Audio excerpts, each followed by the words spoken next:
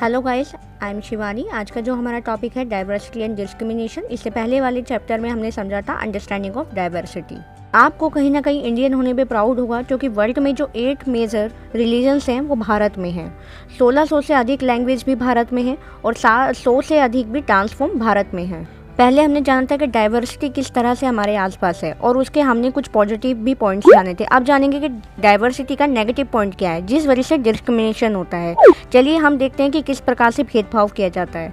Diversity हमें जान के बहुत खुशी होती है कि हाँ, हमारे आसपास के लोग इतने अलग होने के बावजूद हमारे साथ रहते हैं, पर उन लोगों के साथ सुरक्षित और आश्वस्त भी महसूस होता है जो हमारी तरह बात करते हैं, हमारे जैसे क्षेत्र से आए हैं। इसका मैं आपको एक एग्जाम्पल देती हूँ। जैसे कि मैं दिल्ली से हूँ, मैं स्टडी के लिए कहीं महाराष्ट्र जाती हूँ या बम्बई जाती हूँ, तो वहाँ पर मेरा जो कनेक्ट होता है, अगर मेरे ही जैसे लोग, यानी कि मेरी दिल्ली के कोई, अगर मेरी कोई फ्रेंड बन जाती है वहाँ पर, तो मुझे एक अलग ही भाईचारा फील होता है कि हाँ भाई ये दिल्ली से है।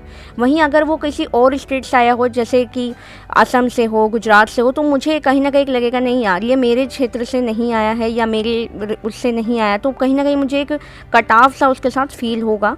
जो बॉन्डिंग मेरी दिल्ली वालों के साथ होगी वो शायद उसके साथ ना बन पाए। इससे हम दूसरे लोगों के साथ इनसिक्योरिटी फील करने लग जाते हैं। इनसिक्योरिटी फील करते हैं तो हमें उससे भेदभाव होने लगता है। हम उसके जो रिलीजन्स हैं या उसके पहनावा है या उसकी बातचीत को अपना नहीं पाते हैं। तो इस तरीके से एक नेगेटिव एटीट्यूड हमारा दूसरों के लिए उत्पन्न हो जाता है। इस प्रेजुडिक्स यानी भेदभाव, और इसे पूर्वग्रह भी हिंदी में कहा जाता है, इसको और अच्छे से जानने के लिए एक अनदर एग्जांपल लेते हैं। जैसे कि मेरा एक माइंडसेट मैंने तैयार कर रखा है पहले से ही कि विलेजेस जो होते हैं, जो गांव में रहने वाले लोग होते हैं, वो अनएजुकेटेड हैं, अज्ञानी हैं बिल्कुल, जबकि शहर के जो लोग होते हैं बहुत इंटेलिजेंट है, पर वह लोग मनी के पीछे भागते हैं, पैसों के पीछे भागते हैं और आलसी भी होते हैं। तो ये मैंने एक माइंडसेट कर रखा है शहरी लोगों के लिए और विलेजेस लोगों के लिए। वहीं अनदर एग्जांपल के थ्रू हम इस पूर्वग्रह यानी प्रेजुडिक्स को और अच्छे से समझने की कोशिश करते हैं कि सपोज कीजिए कि मैंने पहले से माइंडसेट तैयार कर रखा है कि जो इंग्लिश है वो सबसे अच्छी लैंग्वेज है और वहीं दूसरी लैंग्वेज को मैं इंपॉर्टेंस नहीं समझती। ये भी एक नेगेटिव एटीट्यूड है। जो व्यक्ति अंग्रेजी नहीं बोल पाते हैं और अन्य लैंग्वेज बोलते हैं, तो मैं उनकी शायद उतनी रिस्पेक्ट नहीं कर पाऊँ जो कि मैं इंग्लिश बोलने वाले लोगों की करूँ। तब हमें लगता है कि हमारा खाना, हमारा धर्म ही बेस्ट है, हमारा डांस सेंस ही सबसे बेस्ट है। तभी जन्म होता है प्रेजुडिक्स, भेदभाव का। इस तरह से एक प्रेजुडिक्स पूर्वग्रह हमें इनसिक्योरिटी फील कराता है, नेगेटिव एटीट्यूड हमारे अंदर लाता है दूसरे लोगों के लिए कि जो हमारे जैसे नहीं होते, हमारे जैसा नहीं बोलते, हमारे जैसा नहीं पहनते, हमारे जैसी बिहेवियर नहीं करते, उन लोगों के थ्रू हमारे अंदर एक माइंडसेट, हमारे अंदर एक भेदभाव उत्पन्न हो जाता है। अब हम समझते हैं कि प्रेजुडिक्स, ये जो भेदभाव पूर्वग्रह है, ये कितने तरह से होता है। जैसे कि धर्म के आधार पर लोगों के मन में होता है कि हमारा धर्म है वो सबसे बेस्ट है, बाकी सारे धर्म है शायद ही हमसे नीचे ही है। धर्म है एकमात्र ऐसा साधन है जो कि हमें सीधा भगवान तक जोड़ता है, हमें भगवान तक पहुंचाता है और हमारे दिल को सुकून देता है। प्रेजुडिक्स भेदभाव का एक और आधार है, वो है स्किन कलर। जैसे कि हम सपोज करो कि अगर कोई व्यक्ति है बहुत ज़्यादा सुंदर है, गोरा है, तो हमें लगता है कि नहीं यार ये इससे हमें बात करनी चाहिए। वहीं एक और व्यक्ति है जो कि थोड़ा सांवला है, काला है, तो हमें लगता है नहीं यार इससे बात नहीं करनी चाहिए। एक माइंडसेट हमारे मन में होता है कि नहीं, कि जो जिसकी स्किन बहुत ज़्यादा क्लियर होती है, साफ़ होती है, वो उन लोग ज़्यादा अट्रैक्टिव होते हैं, उनसे बात हमें पहले करनी चाहिए। जबकि कंपैरिजन टू कि जो अनदर स्किन वाले होते हैं, जैसे कि जिनकी स्किन सांवली है या फिर थोड़ी ब्राउन शेड में है, तो हम उनसे थोड़ा कटाव एक फील करते हैं, बात करने में हिचकिचाते हैं। वहीं है रिलीजन के आधार पर। अब सपोज करो कि एक इंडिया है और वहीं दूसरी तरफ कहा जाता है कि जो साउथ इंडियन होते हैं वो इंडियन से अलग होते हैं, उन्हें मोमोज कह के चिढ़ाया जाता है, उन्हें कहा जाता है कि नहीं ये तो बिल्कुल चाइनीज जैसे दिखते हैं, जो कि ऐसा नहीं है। साउथ इंडिया भी भारत का एक अभिन्न अंग है, जो कि लोगों को समझना चाहिए कि वो भी भारत के ही लोग हैं। वो दिखते हैं असम के पहाड़ी एरिया के, तो उनका जो पहनावा होता है, उनका जो ड्रेस सेंस है या उनका जो बिहेवियर है या उनका जो लुक होता है, वो उसी पे डिपेंड करता है, ना कि उनका लुक बिल्कुल ही चाइनीज जैसा है, उनको मोमोज कह के चिढ़ाया जाता है। तो जो कि एक तरीके का हमारे अंदर भेदभाव प्रेजुडिक्स हमारे अंदर उत्पन्न करता है। वही है लैंग्वेज के आधार पर, जैसे कि कोई बिहार से है तो वो मैथिली भोजपुरी बोलेगा, कोई यूपी से है तो हरियाणवी लैंग्वेज बोलेगा।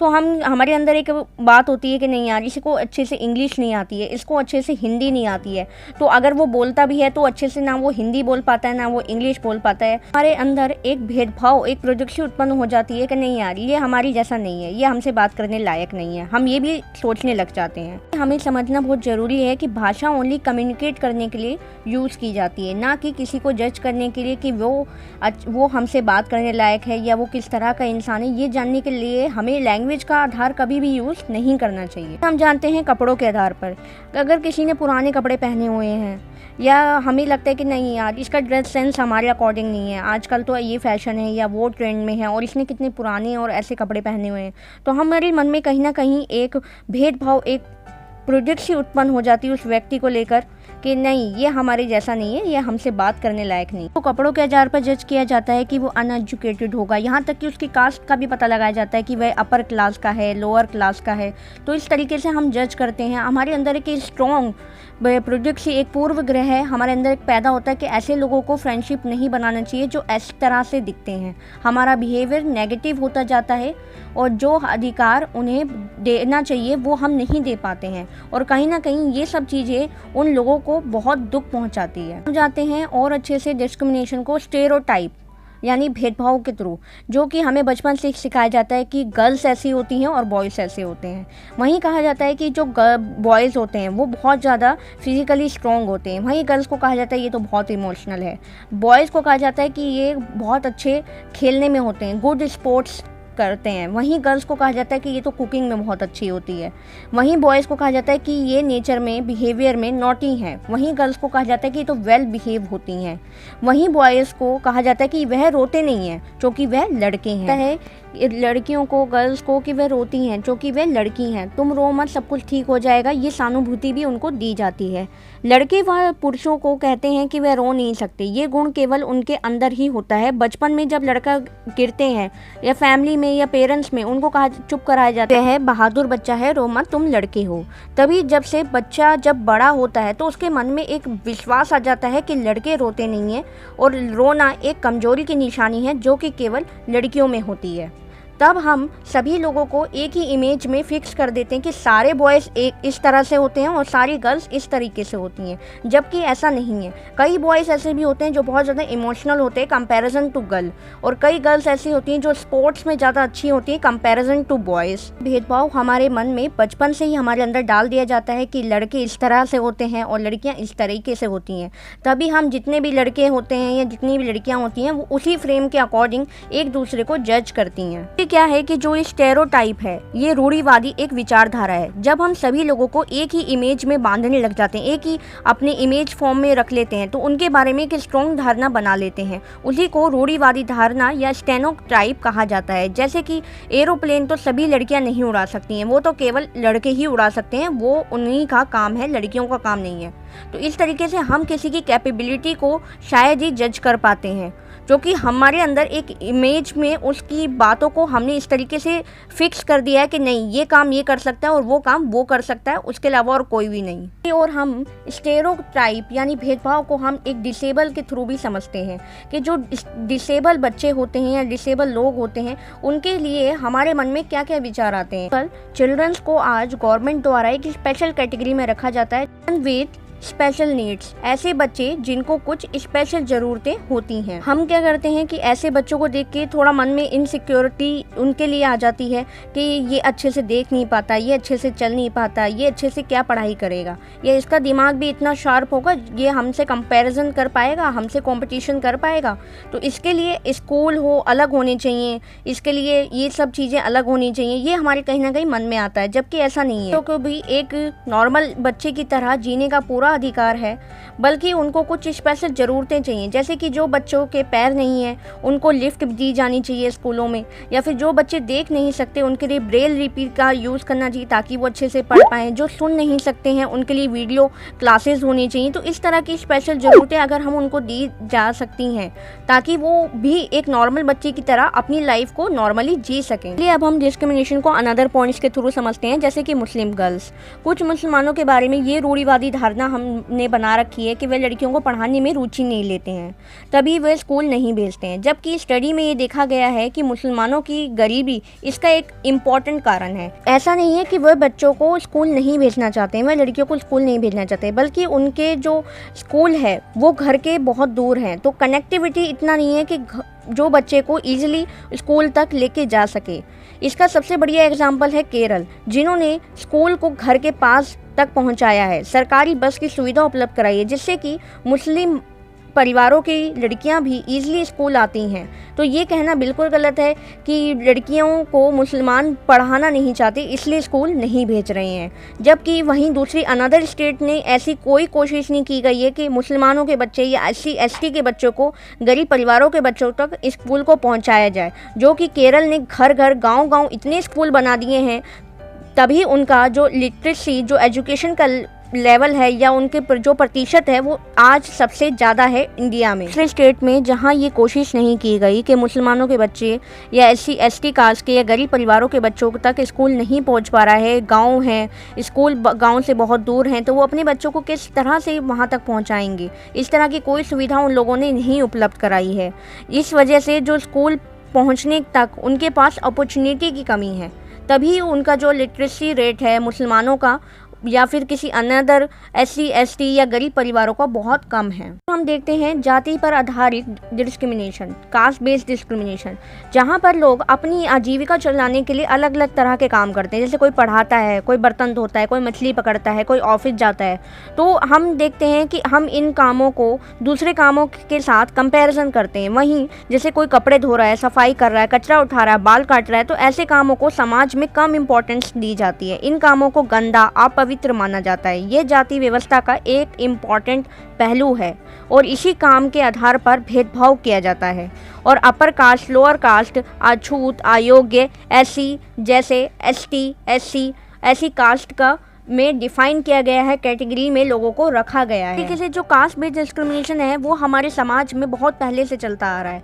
उसकी समझ हमारे अंदर जो है वो हमारे पूर्वजों द्वारा हमारे तक पहुंचाई गई है। जैसे कोई ऊंची जाति के जो लोगों को जो अधिकार प्राप्त थे वो वहीं दूसरे जातियों के लोगों को अछूत मानते हुए उनको प्राप्त नहीं थे। जैसे कि मंदिर में प्रवेश करना या फिर कुएं से पानी भरना, ये सब नहीं कर सकते थे वो लोग। उनको सिर्फ उनका जो हक था वो था कचरा उठाने का या मरे हुए जानवरों को गांव से हटाने की इजाज़त थी। इसके अलावा उनको कोई भी रिस्पेक्ट, वैल्यू नहीं दी जाती थी जो कि अपर कास्ट के लोगों को दी जाती थी। कास्ट बेस्ड डिस्क्रिमिनेशन का सबसे बड़ा एग्जाम्पल है डॉक्टर भीमराव अंबेडकर जी, जो कि संविधान के जनक भी हैं और मेहर कास्ट के बिलोंग करते थे, जो कि उस समय महाराष्ट्र में अछूत जाति मानी जाती थी। और उनके साथ एक एक्सीडेंट हुआ था कोरे गांव में, जिसके आधार पर उन्होंने इस डिस्क्रिमिनेशन को अपने जीवन में अनुभव किया कि किस तरह से कास्ट बेस्ड डिस्क्रिमिनेशन हमारे समाज में, हमारे भारत में मौजूद है। 1901 में जब वह 9 साल के थे तो वह महाराष्ट्र में कोरे गांव में अपने भाइयों के साथ पिता से मिलने गए थे।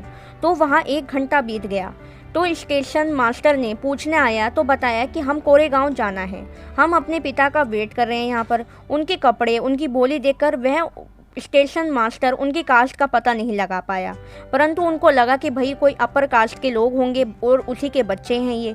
लेकिन स्टेशन मास्टर को ने जब पूछा कि तुम्हारी कास्ट क्या है, तो अंबेडकर जी ने बिना कोई झिझके उनको जवाब दिया कि मैं मेहर कास्ट से बिलोंग करता हूँ, जो कि महाराष्ट्र में एक अछूत मानी जाती थी। इस कास्ट के बेस पर स्टेशन मास्टर का फेस अचानक से चेंज हो गया और एक घृणा की भावना उसके अंदर हावी हो गई और वह वहाँ से चला गया। परंतु उनके पिताजी अंबेडकर जी के वहाँ पर स्टेशन पर नहीं पहुँचे, तो उन्होंने सोचा कि हम खुद से बैलगाड़ी या फिर कोई भी कन्वेंस लेकर कोरे गांव तक पहुंच जाते हैं अपनी फैमिली के पास।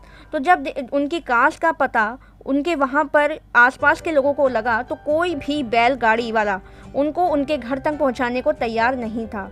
इसके लिए अंबेडकर जी दुगुना तिगुना किराया देने को भी तैयार थे, लेकिन फिर भी कोई नहीं चाहता था कि उनकी कास्ट के लोगों को अपनी बैलगाड़ी में बैठाकर अपने आप को नीचा या गंदा बनाना कोई नहीं चाहता था। ये उनकी एक मानसिक सोच थी वहाँ के लोगों की कि ये कास्ट के लोगों को अगर हम अपनी गाड़ी में बैठाएंगे या वहाँ तक पहुँचाएंगे तो हम खुद आप पवित्र हो जाएंगे। इतना से ये क्लियर होता है कि जाति भेदभावों ने उन लोगों का आदर और सम्मान भी प्राप्त नहीं हुआ है जो कि इस तरह की कास्ट से बिलोंग करते थे। डॉक्टर भीमराव अंबेडकर जी भारतीय संविधान के जनक, दलितों के सबसे बड़े नेता के रूप में माने जाते हैं। वह मेहर जाति के थे, अछूत मानी जाती थी उस समय महाराष्ट्र में। वह अपनी जाति के पहले व्यक्ति थे जिन्होंने कॉलेज की पढ़ाई पूरी की थी और वकील एडवोकेट बनने के लिए वह इंग्लैंड गए थे। उन्होंने ही दलित समुदाय के अधिकारों की लड़ाइयाँ लड़ी हैं।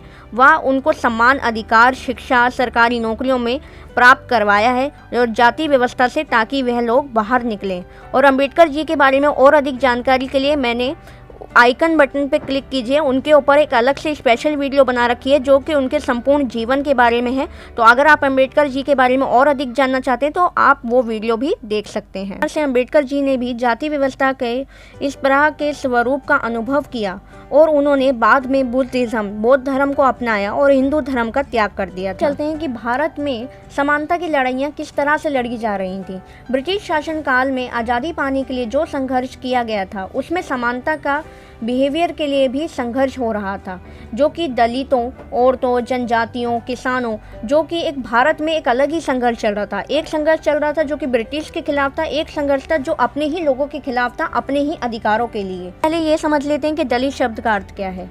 वह शब्द जो कि दबाया गया है, कुचला गया है, वो नीची कही जाने वाली जाति, इसका प्रयोग अपनी पहचान के रूप में करते हैं। दलित वर्ड ही बताता है कि सोशल इक्वालिटी व डिस्क्रिमिनेशन ने उनको दबा कर रखा है और गवर्नमेंट इन लोगों को अनुसूचित जाति की कैटेगरी में रखती है। इस प्रकार से अपनी समानता के लिए लड़ाइयाँ लड़ी जा रही थी। जैसे कि बहुत सारी दलितों ने इकट्ठा होकर मंदिर में जाने के प्रवेश के लिए संघर्ष किया। वहीं दूसरी ओर महिलाओं ने मांग की कि उनको भी पुरुषों के साथ अधिकार मिले, जैसे कि शिक्षा का अधिकार। वहीं तीसरी ओर किसानों और ट्राइबल्स को, जमींदारों को अपनी हाई रेट इंटरेस्ट चुकाने के लिए संघर्ष करना पड़ा था। तो इसलिए ये सभी लोग आपस में एक दूसरे से संघर्ष कर रहे थे अपने अपने राइट्स के लिए, अपने अपने अधिकारों के लिए।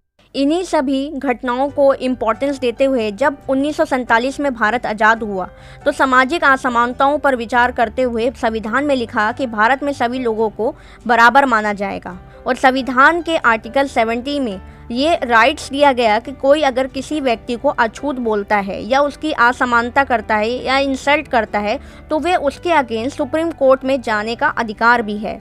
संविधान लेखकों ने कहा कि हमें डाइवर्सिटी की रिस्पेक्ट करना है, वो वैल्यूएबल है, इक्वालिटी को सुनिश्चित करना है, ये सबसे बड़ा महत्वपूर्ण कारक है। आर्टिकल 17 हमें पूरी तरह राइट्स देता है कि अस्पृश्यता, छुआछूत का अंत होना चाहिए। इसके रूप किसी भी आचरण सिद्ध नहीं किया जाना चाहिए। अगर अस्पृश्यता से किसी भी प्रकार का कोई भी ऐसा कार्य किया जाता है तो वो लागू नहीं होगा और उसको एक अपराध मानते हुए कानून उसके खिलाफ हमें दंड भी दे सकता है। जो भारत है वो सेक्युलर स्टेट है जिसे धर्मनिरपेक्षता कहा जाता है। सभी धर्मों का सम्मान किया जाता है, कोई एक धर्म दूसरे धर्म का हनन नहीं करे। भारत एक सेक्युलर है, वो किसी एक धर्म का प्रचार या प्रसार नहीं करता है। वह पूरी तरह से ना ही हिंदू है और ना ही पूरी तरह से मुस्लिम है।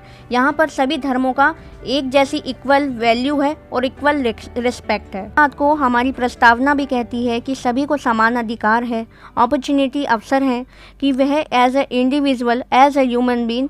हमने पूरे चैप्टर को अच्छे से समझा और सभी इंपॉर्टेंट पॉइंट्स पर ध्यान दिया है। असमानता आज भी मौजूद है। समानता वह वैल्यू है जिसके लिए हमें निरंतर संघर्ष करते रहना होगा। भारतीयों के लिए समानता का वैल्यू वास्तविक जीवन, प्रैक्टिकल लाइफ का एक हिस्सा बने, इसके लिए लोगों के संघर्ष और उनके आंदोलन और सरकार द्वारा उठाए जाने वाले कदम बहुत ज़रूरी हैं। तो हमें नैरो माइंडेड सोच से बाहर निकालना होगा ये डिस्क्रिमिनेशन को, और हर व्यक्ति अपने आप में काबिल है, यूनिक है, जिसलिए उसको समान अधिकार व सम्मान हक मिलना चाहिए, जो कि उसका राइट्स भी है और एज ए इंडिविजुअल उसका हक भी है। अगर आपको वीडियो पसंद आया हो तो प्लीज़ एक लाइक ज़रूर कीजिए, शेयर कीजिए और सब्सक्राइब करना मत भूलिएगा। और अगर हमसे जुड़े रहना चाहते हैं तो इंस्टाग्राम, फेसबुक और ट्विटर पे हमें फॉलो कीजिए, लिंक डिस्क्रिप्शन बॉक्स में है। Thank you.